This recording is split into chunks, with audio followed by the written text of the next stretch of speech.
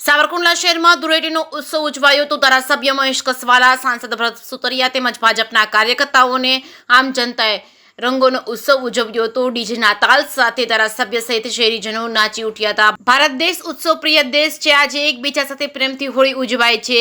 આજે સાવરકુંડલા શહેરમાં ભાઈચારો, પ્રેમ અને રંગોનો તહેવાર ઉજવણી એકતાનું દર્શન કર્યું હતું સાંસદ ભરત સુતરિયાએ। જેકેએસની ગુજરાતી સાથે યોગેશ ઉનરકર, સાવરકુંડલા। આજે આખા ભારતની અંદર રંગોનો તહેવાર ઉજવાઈ રહ્યો છે, ત્યારે મને અમારા ધારાસભ્ય મહેશભાઈ કસવાલાનું આમંત્રણ મળ્યું અને સાવરકુંડલા એટલે અમારું પોતાનું ગણાય, એટલે આજે અમે અહીંયા રંગ ઉત્સવ મનાવવા માટે આવ્યા છીએ। અને આજનો તહેવાર એવો છે કે કોઈની હારે મતભેદ હોય તો આજ એકબીજાને રંગથી રંગ મનાવી અને રંગે એકાબીજાને રંગાઈ જવાનો એવો દિવસ છે। એટલે આજે આખા વર્ષનું કોઈની હારે કાંઈ મતભેદ હોય તો આજે બધા ભૂલી અને એક સાથે રંગે રમવાય। એમાં સાવરકુંડલા એ તહેવારોની વિશિષ્ટ ઉજવણી કરતું અમારું નાનું નગર છે।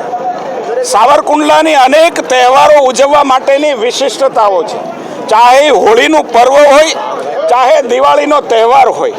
સાવરકુંડલા વાસીઓ માટે આપણા તહેવાર એ અમારું પર્વ છે અને અમારું પર્વ છે એ અમારું ગર્વ પણ છે। ને એટલા માટે તમામ જ્ઞાતિ જાતિથી ઉપર ઉઠીને, ધર્મના ભેદભાવોથી ઉપર ઉઠીને તમામ લોકો જે કલરોત્સવ, જે રંગોત્સવમાં જોડાયા છે, એનો એક જ સંદેશ છે કે અલગતાની અંદર પણ એકતા।